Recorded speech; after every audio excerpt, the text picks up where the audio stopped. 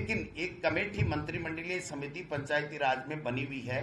उस कमेटी ने आज तक कोई मीटिंग नहीं की, कोई तक नहीं गया। इसका मतलब ये हुआ कि राज्य सरकार से जो पंचायती राज की गाइडलाइन जा रही है, उस गाइडलाइन से जिला कलेक्टर, एसडीएम या विकास अधिकारी या नगर निकाय के ईओ कमिश्नर को काम करना है। यही कानून है और यही कानून होना चाहिए और यही आज तक होता रहा है। लेकिन यहाँ तो बड़े मजे की बात है कि आरएसएस और बीजेपी ने मिलकर के एक अघोषित अपनी पार्टी स्तर के ऊपर एक कमेटी बना दी, जिसमें राजेंद्र जी राठौड़ साहब हैं और अरुण चतुर्वेदी जी हैं और घनश्याम तिवारी जी हैं। ये सारे के सारे तीनों लोगों ने अपने स्तर के ऊपर जिलों के अंदर कमेटियां बना दी और जिलों के अंदर कमेटियां बना के ये स्टेट लेवल की कमेटी यहाँ पर ओटीएस में बैठती है, पंचायती राज और नगर निकाय के अधिकारियों को बुलाती है, उनको डांटती है, टपकारती है और अपनी मर्जी से उसमें पंचायतों में तोड़फोड़ कर दो,